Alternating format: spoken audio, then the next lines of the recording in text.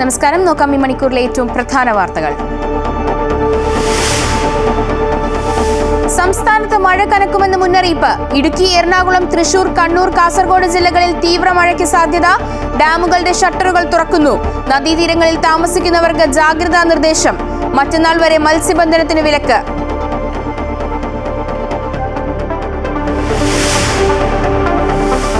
പാകിസ്ഥാനിൽ മേഘവിസ്ഫോടനത്തിന് പിന്നാലെ മിന്നൽ പ്രളയത്തിൽ 243 മരണം.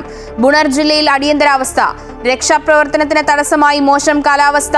ജമ്മുകശ്മീരിൽ മിന്നൽ പ്രളയത്തിൽ കാണാതായവർക്ക് വേണ്ടിയുള്ള തിരച്ചിൽ ഊർജിതം.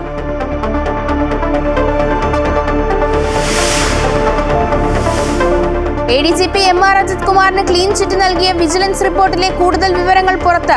കവടിയാറിലെ ആഡംബര വീട് നിർമ്മാണം ഉൾപ്പെടെയുള്ള PV അൻവറിന്റെ 5 ആരോപണങ്ങളും പൂർണ്ണമായി തള്ളിയ അന്വേഷണ റിപ്പോർട്ട്. സ്വർണ്ണക്കടത്ത് കേസിൽ ഇടപെട്ടിട്ടില്ലെന്നും പോലീസുകാരുടെ മൊഴി.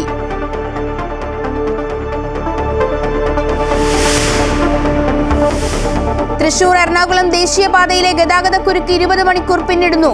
മുരിങ്ങൂർ മുതൽ പോട്ട വരെ 5 കിലോമീറ്റർ ദൂരത്തിൽ വാഹനങ്ങളുടെ നീണ്ട നിര. ആംബുലൻസ് അടക്കം കുടുങ്ങി. എറണാകുളം ഭാഗത്തേക്ക് പോകുന്ന ചെറിയ വാഹനങ്ങളെ വഴിതിരിച്ചുവിടുന്നു.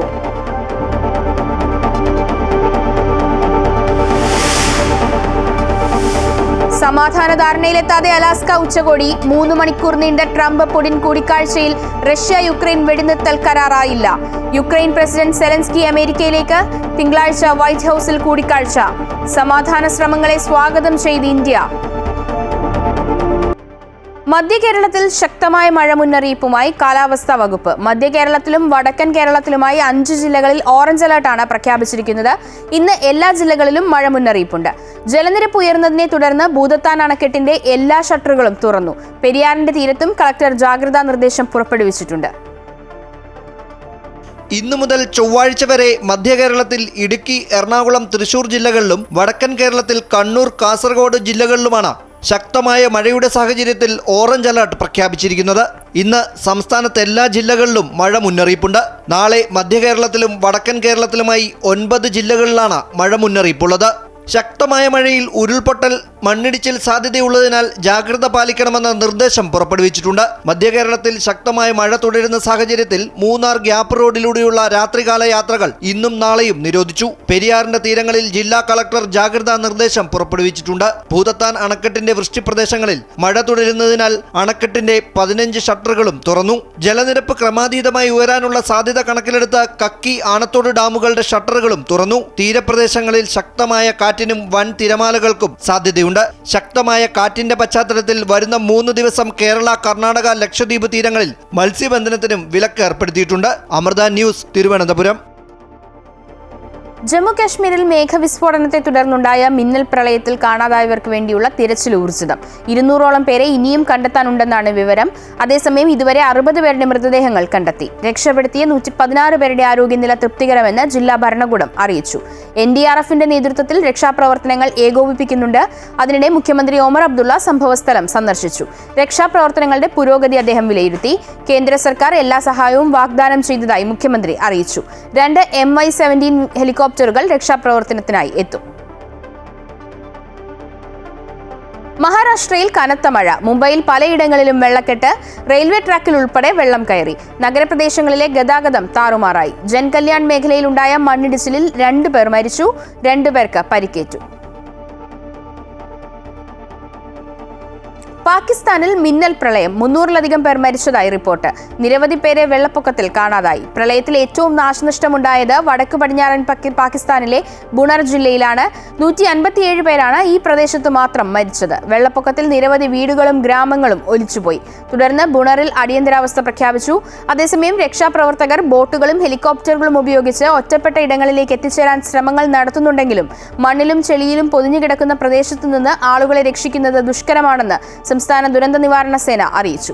പ്രദേശത്തു നിന്നും ഇതുവരെ 100-ലധികം മൃതദേഹങ്ങൾ മണ്ണിനടിയിൽ നിന്നും കണ്ടെടുത്തു. ബജൌറിൽ പ്രതികൂല കാലാവസ്ഥയെ തുടർന്ന് ഭക്ഷണവുമായി എത്തിയ ഹെലികോപ്റ്റർ തകർന്നു വീണ് 2 പൈലറ്റുമാരും മരിച്ചു.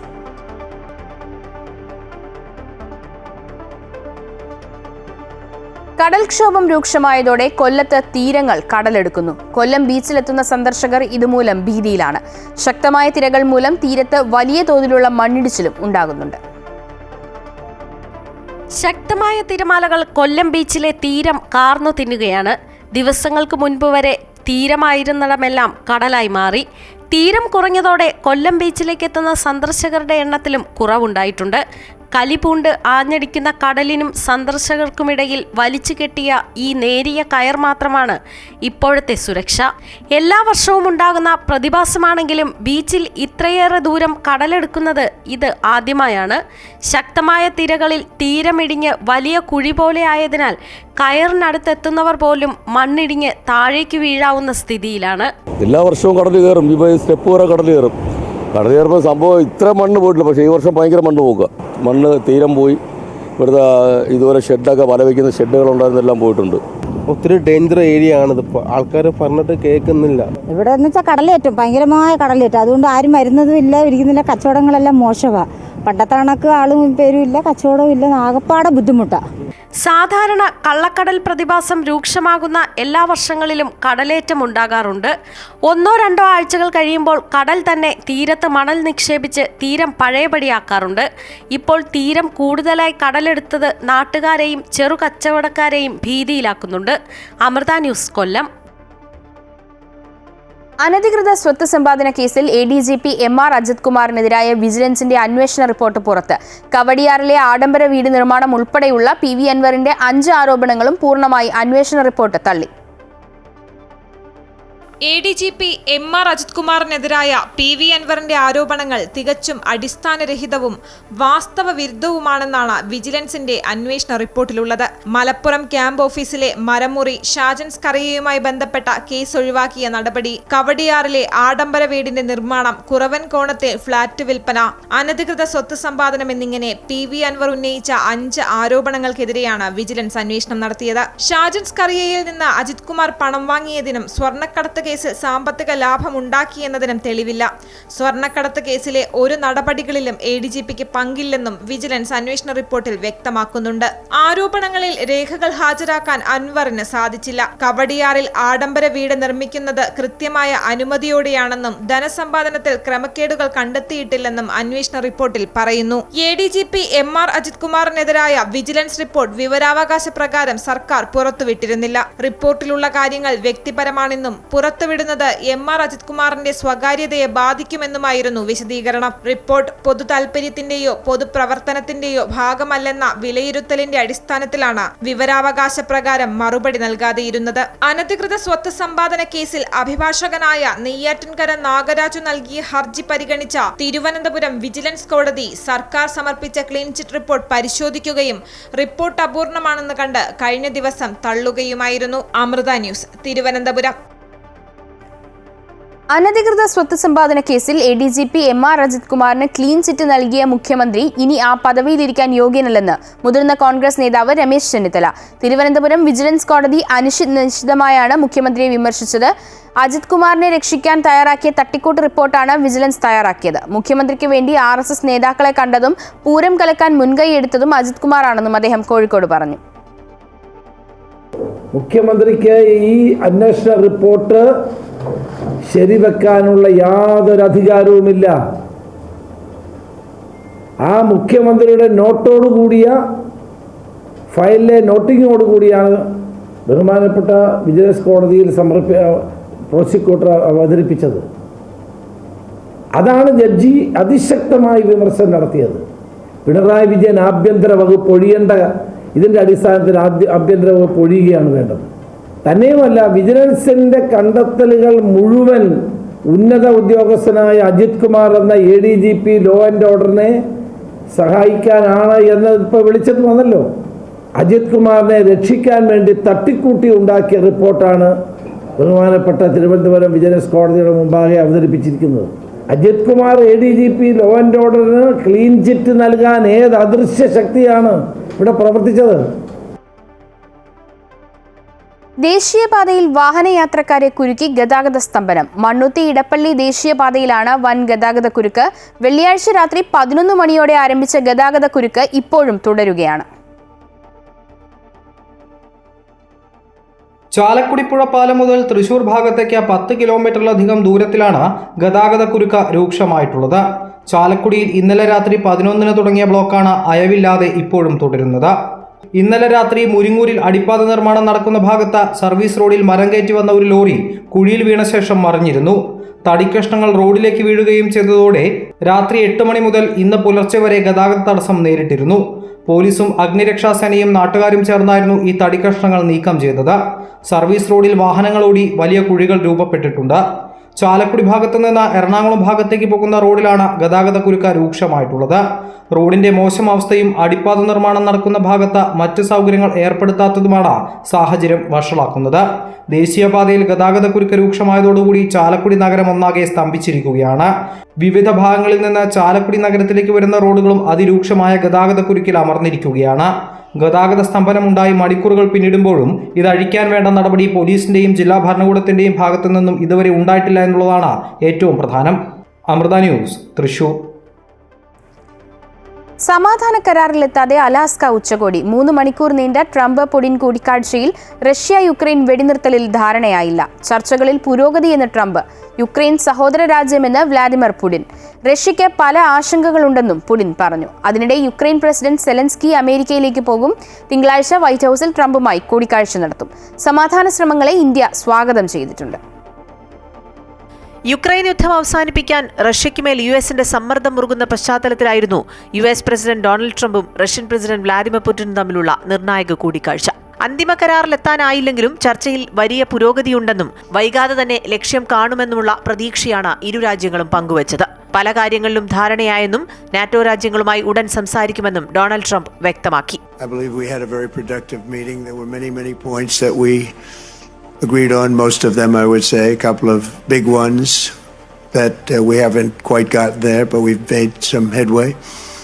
So there's no deal until there's a deal.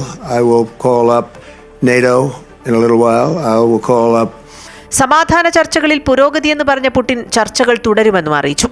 ട്രംപിനെ പുടിൻ മോസ്കോയിലേക്ക് ക്ഷണിച്ചു. 2ാം ഘട്ട ചർച്ചയിൽ യുക്രൈൻ പ്രസിഡന്റ് സെലൻസ്കി കൂടി പങ്കെടുപ്പിക്കാനാണ് ട്രംപിന്റെ നീക്കം. ചർച്ചയിൽ ട്രംപിനൊപ്പം അമേരിക്കൻ വിദേശ സെക്രട്ടറി മാർക്കോ റൂബിയോ, പ്രത്യേക പ്രതിനിധി സ്റ്റീവ് വിറ്റ്കോഫ് എന്നിവർ പങ്കെടുത്തു. പുടിനൊപ്പം വിദേശകാര്യമന്ത്രി സെർഗി ലാവ്റോയും പങ്കെടുത്തു. അതേസമയം ധാരണയായ കാര്യങ്ങൾ ഏതൊക്കെയെന്ന് ട്രംപും പുടിനും വ്യക്തത നൽകിയില്ല. 6 വർഷങ്ങൾക്ക് ശേഷമാണ് പുടിനും ട്രംപും കൂടിക്കാഴ്ച നടത്തുന്നത്.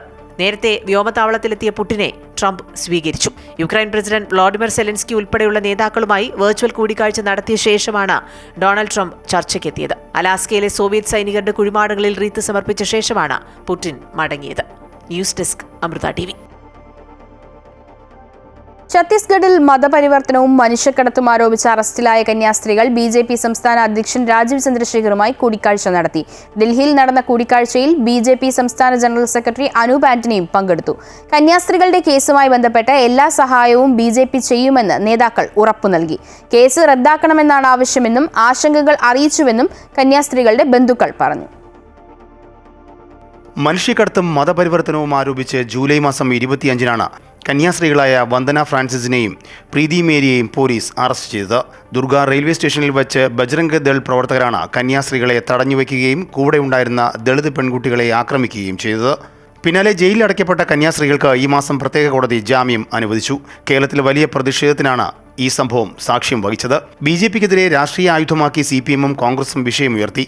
എന്നാൽ ഛത്തീസ്ഗഡ് സർക്കാർ നടപടിക്കെതിരെ ബി.ജെ.പി. സംസ്ഥാന അധ്യക്ഷനടക്കം രംഗത്ത് വന്നിരുന്നു.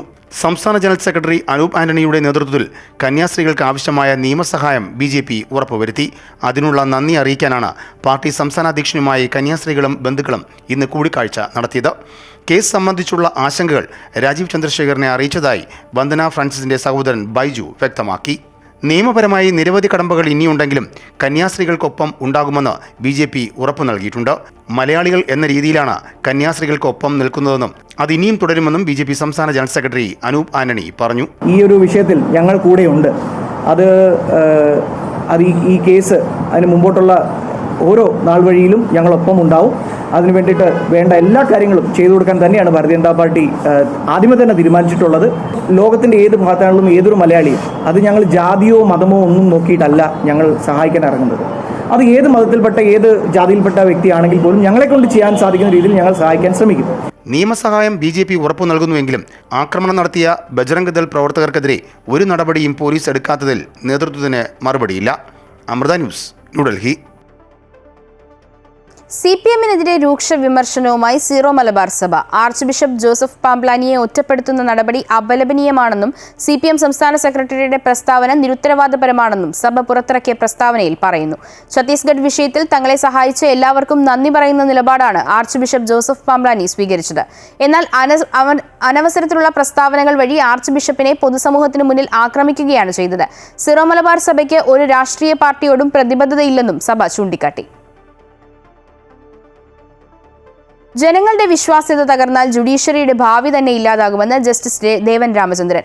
കോഴിക്കോട് പ്രസ് ക്ലബ്ബും ICJ അലുമിനി നെറ്റ്വർക്കും ചേർന്ന് നടത്തിയ നിർമ്മിത ബുദ്ധിക്കാലത്തെ ജുഡീഷ്യറിയും മാധ്യമങ്ങളും എന്ന വിഷയത്തിൽ സംസാരിക്കുകയായിരുന്നു അദ്ദേഹം. നമ്മൾ പ്രതീക്ഷിക്കുന്ന സത്യമാകില്ല നിയമവ്യവസ്ഥയിൽ വരുന്നത്. നിർമ്മിത ബുദ്ധിയില്ലാത്ത ജീവിതം അസാധ്യമായ കാലമാണിതെന്നും ജസ്റ്റിസ് ദേവൻ രാമചന്ദ്രൻ കോഴിക്കോട് പറഞ്ഞു. ഇത് ബാബാ സാഹേബ് അംബേദ്കർ പറഞ്ഞതുപോലെ ഇന്ത്യൻ കോൺസ്റ്റിറ്റ്യൂഷൻ മോശമാണെന്ന് ചോദിച്ചപ്പോൾ അദ്ദേഹത്തിന് ഒരു ക്ലാസിക് റിപ്ലൈ ഉണ്ട്. He said Indian constitution is the best, but if it fails it is because people are wild, VILE, ക്രൂരന്മാരായതുകൊണ്ടാണ്. അന്ന് ബാബാ സാഹേബ് പറഞ്ഞാണ്. അദ്ദേഹത്തിൻ്റെയൊക്കെ ഒരു ഇൻസൈറ്റ് ഒന്ന് ആലോചിച്ച് നോക്കും. Can you imagine A person like that today? What A statesman he was. Generally majority ആൾക്കാർക്ക് സിസ്റ്റത്തിനോട് കുറേ കാലം കഴിയുമ്പോൾ വല്ലാത്ത ഒരു വിഷമം വരാൻ തുടങ്ങും, ഡിജക്ഷൻ വരും. Complacency has stepped in. We have to get it right. I completely agree with what you're saying. We have to set this right. Quality കിട്ടണം. ഇപ്പോഴും ഞാൻ പറയുന്ന പല ഹൈക്കോടതികളിലും നല്ല ഹൈ ക്വാളിറ്റിയിൽ എന്താ പറയുക, മെഷീൻ അല്ലാത്ത ഹ്യൂമൻ ആയിട്ടുള്ള ഒരു 10 ജഡ്ജിമാരിരുന്നാൽ നല്ല വ്യത്യാസം വരുന്നു. That answers everything actually.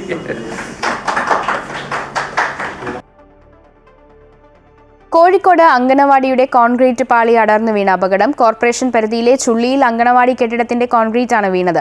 Teacher എത്തിയപ്പോഴാണ് കോൺക്രീറ്റ് തകർന്നു വീണത് കണ്ടത്. കെട്ടിടത്തിന്റെ ശോചനീയാവസ്ഥ ചൂണ്ടിക്കാട്ടി കോർപ്പറേഷനിൽ പരാതി നൽകിയിരുന്നതായി അങ്കണവാടി അധികൃതർ പറയുന്നു. താരസംഘടന അമ്മയുടെ നേതൃത്വത്തിലേക്ക് പുതിയ ഭാരവാഹികൾ എത്തിയതിൽ പ്രതികരിക്കാനില്ലെന്ന് നടി ഭാവന. താനിപ്പോൾ അമ്മയിൽ അംഗമല്ല. നേതൃത്വത്തിലേക്ക് പുതിയ ഭാരവാഹികൾ എത്തിയതിനെക്കുറിച്ച് അറിയില്ല. സാഹചര്യം വരുമ്പോൾ അതിനെക്കുറിച്ച് സംസാരിക്കാമെന്നും ഭാവന പറഞ്ഞു. എനിക്ക് അത് നമുക്ക് പിന്നെ എപ്പോഴെങ്കിലും പറയാം, വേറെ സാഹചര്യത്തിൽ സംസാരിക്കാം. ഏതായാലും WCC ഉൾപ്പെടെ എല്ലാവരുമായിട്ട് സഹകരിക്കാൻ തയ്യാറാണെന്ന് പുതിയ പ്രസിഡന്റ് വ്യക്തമാക്കിയിട്ടുണ്ട്. അവർ സഹകരിക്കുമെന്ന് എനിക്ക് സത്യം പറഞ്ഞാൽ അറിയില്ല, ബിക്കോസ് ഞാനിപ്പോൾ അമ്മയിലൊരു മെമ്പർ അല്ല. സോ ഐ തിങ്ക് നമുക്ക് അതിന് ഒരു സാഹചര്യം വരുമ്പോൾ സംസാരിക്കാം. കോഴിക്കോട് വടകരയിൽ ഓർക്കാട്ടേരിയിൽ പള്ളിയിൽ വെള്ളിയാഴ്ച ആബിദ് ഹുദവി തച്ചണ്ണ നടത്തിയ പ്രസംഗം വിവാദമായി. മുസ്ലിം ലീഗും സമസ്തയും പാണക്കാട് കുടുംബവും ഒരുമിച്ച് നിൽക്കുമ്പോഴാണ് സമുദായത്തിന്റെ ശക്തിയെന്നായിരുന്നു പ്രസംഗം. ബിരിയാണി ചെമ്പ് വെച്ച അടുപ്പിന്റെ കല്ലുപോലെ സമസ്തയും പാണക്കാട് കുടുംബവും മുസ്ലിം ലീഗ് എന്ന പാർട്ടിയും ഒരുമിച്ച് നിൽക്കുന്നതാണ് ഉമ്മത്തിന്റെ ശക്തിയെന്നും അത് ആര് തകർക്കാൻ ശ്രമിച്ചാലും അനുവദിക്കരുതെന്നുമാണ് പ്രസംഗം. ആരാധനാലയം രാഷ്ട്രീയ പ്രചരണത്തിന് ഉപയോഗപ്പെടുത്തിയെന്നാണ് വിമർശനമുയർന്നിട്ടുള്ളത്. കാന്തപുരം വിഭാഗമാണ് പ്രസംഗത്തിന്റെ വീഡിയോ പുറത്തുവിട്ടത്. പ്രവർത്തിച്ച് തുടങ്ങിയിട്ടുണ്ട്. സോഷ്യൽ മീഡിയയിലൂടെ തുടങ്ങി അത് പലയിടത്തും എത്തി. അതിനെ ഏറ്റുപിടിക്കാൻ ചില പണ്ഡിത വേഷധാരികൾ മുന്നിൽ നിൽക്കുകയൊക്കെ ചെയ്യുമ്പോൾ ഭീകരമായ പ്രത്യാഘാതമാണ് മുസ്ലിം ഉമ്മത്തിനെ കാത്തിരിക്കുന്നത് എന്ന് നമ്മളെല്ലാവരും ഓർമ്മിക്കണം. നമുക്ക് അടുപ്പിന് 3 കല്ലുണ്ടാവും. അതായത് ഒരു ബിരിയാണി ചെമ്പ് വെക്കുകയാണെങ്കിൽ അത് വെറുതെ നിൽക്കില്ല, 3 കല്ലുണ്ടാവും. അതുപോലെ ബഹുമാനപ്പെട്ട സമസ്ത കേരള ജമിഅത്തുൽ ഉലമയും ബഹുമാനപ്പെട്ട പാണക്കാട് കുടുംബവും അതുപോലെ തന്നെ വളരെ പ്രധാനമായി മുസ്ലിം ലീഗ് പ്രസ്ഥാനം അത് അങ്ങനെ തന്നെ ഒന്നിച്ചു നിൽക്കുമ്പോഴാണ് ഈ ഉമ്മത്തിന്റെ ശക്തി എന്ന് നമ്മൾ മനസ്സിലാക്കണം. അതേ SCRTയുടെ 4ാം ക്ലാസ് കൈപ്പുസ്തകത്തിൽ ഗുരുതര പിഴവ്. സുഭാഷ് ചന്ദ്രബോസ് ഇന്ത്യ വിട്ടത് ബ്രിട്ടനെ ഭയന്നെന്ന് കൈപ്പുസ്തകത്തിൽ പരാമർശം. വിവാദമായതിന് പിന്നാലെ 2 തവണ തിരുത്തി. പ്രിന്റ് ചെയ്യുന്നതിന് മുൻപ് പരിഹരിച്ചുവെന്നാണ് SCRTയുടെ വിശദീകരണം. സംസ്ഥാന സിലബസിലെ 4ാം ക്ലാസ്സിലെ വിദ്യാർത്ഥികളെ പഠിപ്പിക്കുന്നതിനായുള്ള അധ്യാപകർക്ക് നൽകുന്ന കൈപ്പുസ്തകത്തിലാണ് ഗുരുതര പിഴവ് കണ്ടെത്തിയത്. ബ്രിട്ടനെ ഭയന്നാണ് സുഭാഷ് ചന്ദ്രബോസ് രാജ്യം വിട്ടത് എന്നായിരുന്നു കൈപ്പുസ്തകത്തിലെ പരാമർശം. സംഭവത്തിന് പിന്നാലെ കരട് പുസ്തകത്തിലാണ് പിഴവ് കടന്നുകൂടിയത് എന്നും പരാമർശം ഒഴിവാക്കി വീണ്ടും പ്രസിദ്ധീകരിച്ചെന്നും SCRT വിശദീകരണം നൽകി. പിഴവ് ബോധപൂർവമാണോ എന്നതിൽ പരിശോധന നടത്തുമെന്ന് SCRT ഡയറക്ടർ അറിയിച്ചു. സുഭാഷ് ചന്ദ്രബോസിനെ കുറിച്ചുള്ള ലഘുക്കുറിപ്പിലാണ് പിഴവ് സംഭവിച്ചത്. കോൺഗ്രസിന്റെ പ്രസിഡന്റായിരുന്ന അദ്ദേഹം പിന്നീട് ആ സ്ഥാനം രാജിവെച്ച് ഫോർവേഡ് ബ്ലോക്ക് എന്ന പുതിയ പാർട്ടി രൂപീകരിച്ചുവെന്ന ഭാഗത്തിനു ശേഷമാണ് പിഴവ്. ബ്രിട്ടീഷ് ഭരണകൂടത്തെ ഭയന്ന് ജർമ്മനിയിലേക്ക് പലായനം ചെയ്ത അദ്ദേഹം പിന്നീട് ഇന്ത്യൻ നാഷണൽ ആർമി എന്ന സൈന്യ സംഘടന രൂപീകരിച്ച് ബ്രിട്ടനെതിരെ പോരാടിയെന്നാണ് തെറ്റായ പരാമർശം നടത്തിയത്. അമൃത ന്യൂസ്, തിരുവനന്തപുരം.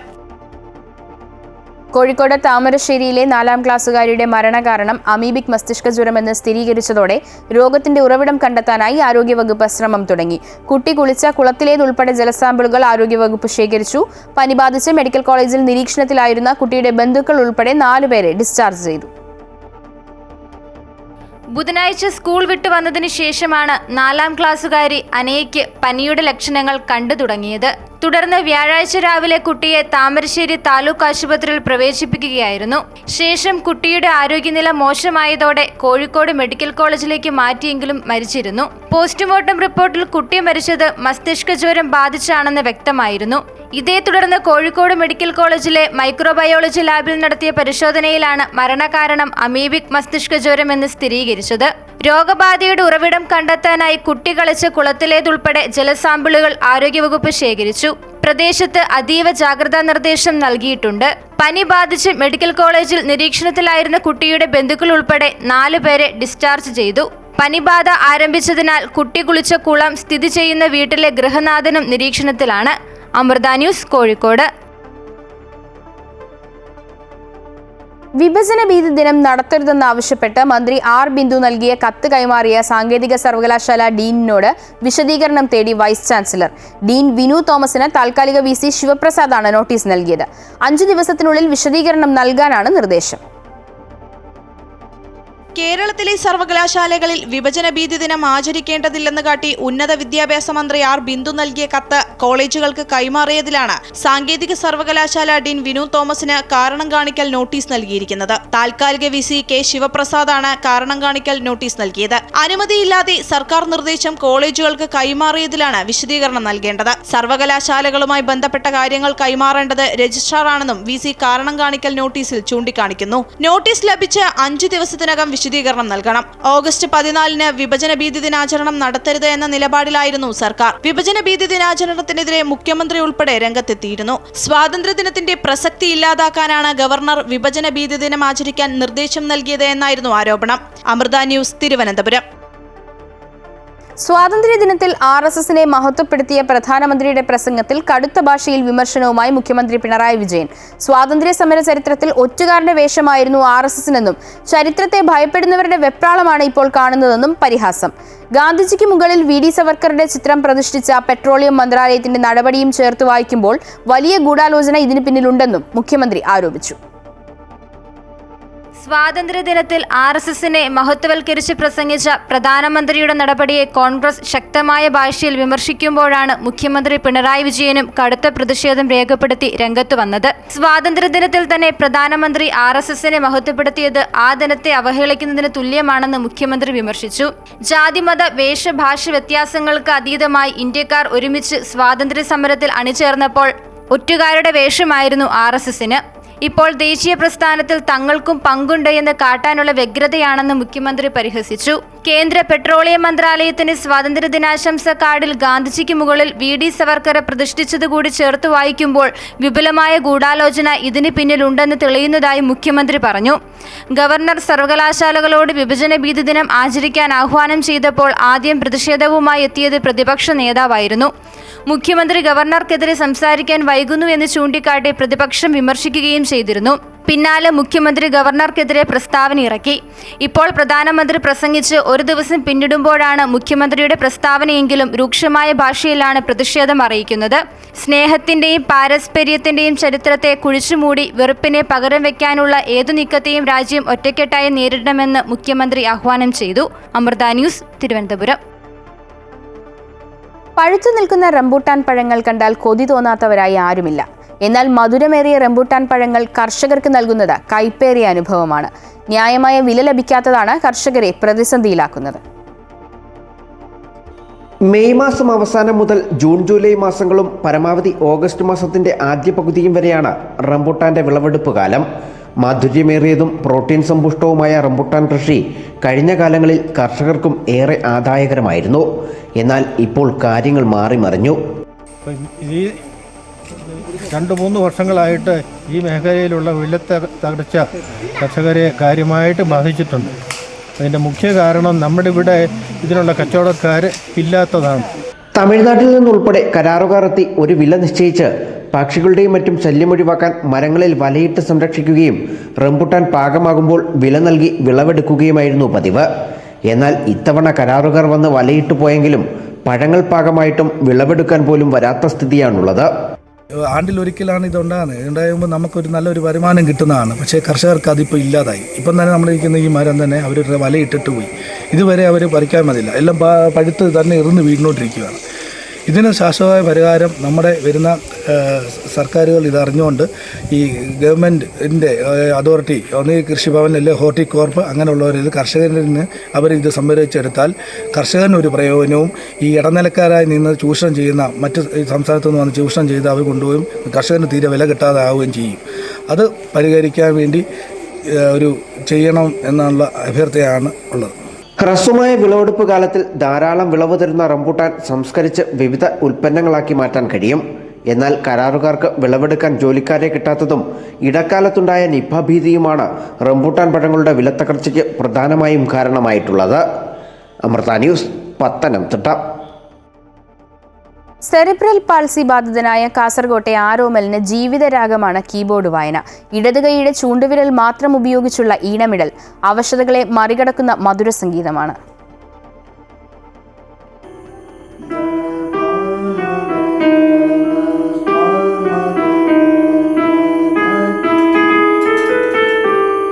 കീബോർഡിൽ തീർക്കുന്ന സംഗീതമധുരം നുകർന്നുകൊണ്ടാണ് സെറിബ്രൽ പാൾസി ബാധിതനായ ആരോമലിന്റെ നടത്തവും ഇരുത്തവുമെല്ലാം. നെല്ലിക്കാട്ട് വീട്ടിൽ വന്നെത്തുന്നവരെല്ലാം അവശതകളെ മറികടന്നുള്ള ആരോമലിന്റെ കീബോർഡ് വായനയിൽ ലയിക്കും.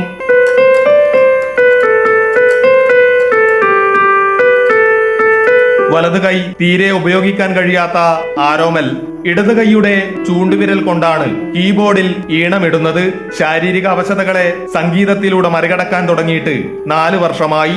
മലപ്പുറം എടപ്പാൾ സ്വദേശിയായ നിർഷാദ് നിനിയാണ് ആരോമലിന് ഓൺലൈൻ വഴി കീബോർഡിൽ പരിശീലനം നൽകുന്നത്.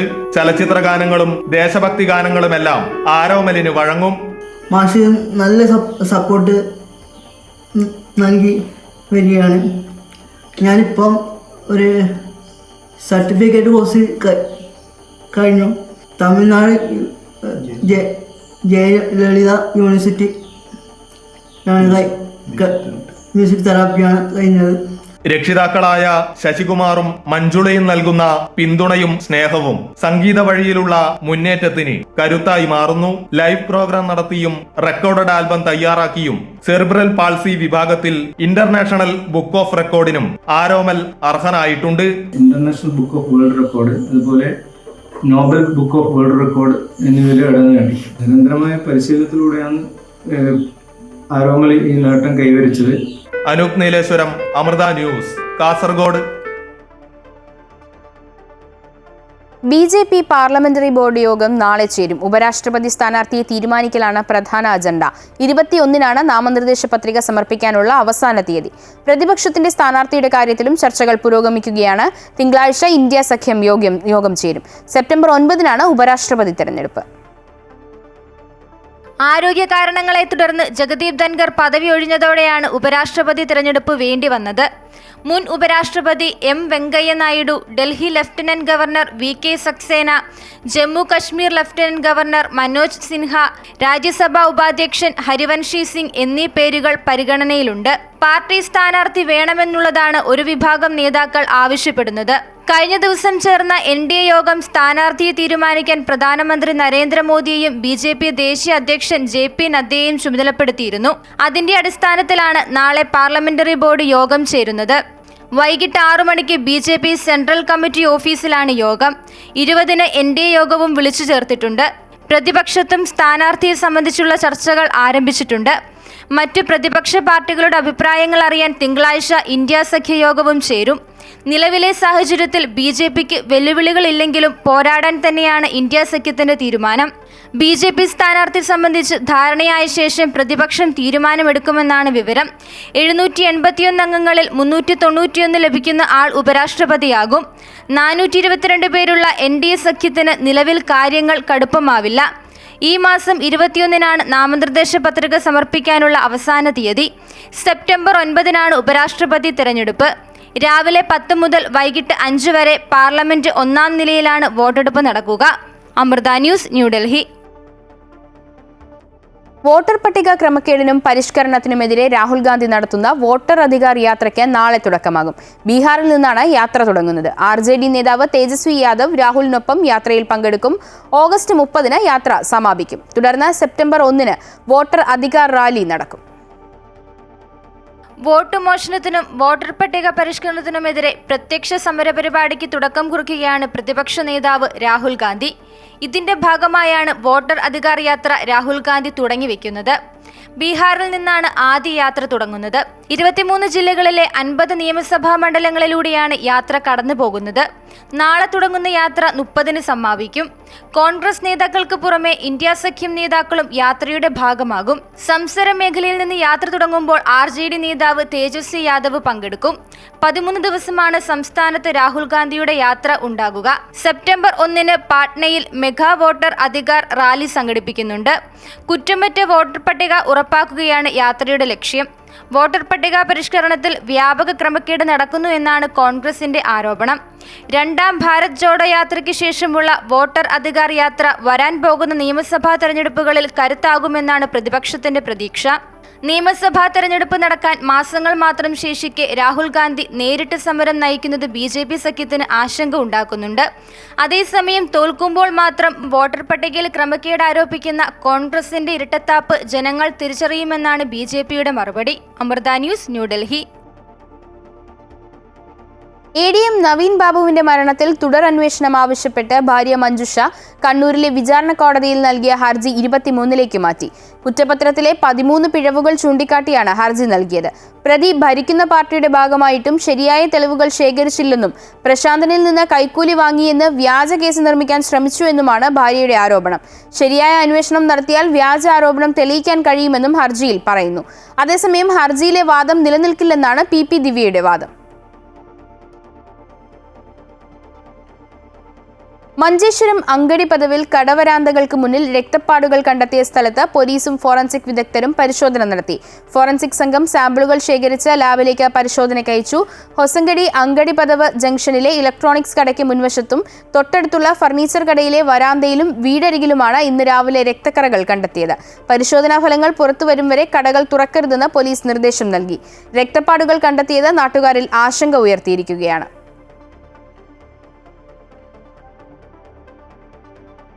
കർണാടകയിലെ ബലഗാവിയിൽ നിന്ന് മുംബൈയിലേക്ക് പറന്ന വിമാനം ഇന്ധന ചോർച്ചയെ തുടർന്ന് അടിയന്തരമായി തിരിച്ചിറക്കി. 41 പേരുമായി പറന്നുയർന്ന സ്റ്റാർ എയർലൈൻസിന്റെ വിമാനത്തിനാണ് എഞ്ചിനിലുണ്ടായ ഇന്ധന ചോർച്ചയെ തുടർന്ന് സാങ്കേതിക തകരാർ സംഭവിച്ചത്. പറന്നുയർന്ന 15 മിനിറ്റിനകം സാങ്കേതിക തകരാർ കണ്ടെത്തുകയായിരുന്നു. വളരെ ശ്രമകരമായാണ് പൈലറ്റ് വിമാനം താഴെ ഇറക്കിയതെന്നാണ് വിവരം. 2:30-ഓടെ മറ്റൊരു വിമാനം ഏർപ്പെടുത്തി യാത്രക്കാരെ മുംബൈയിലേക്ക് അയച്ചു.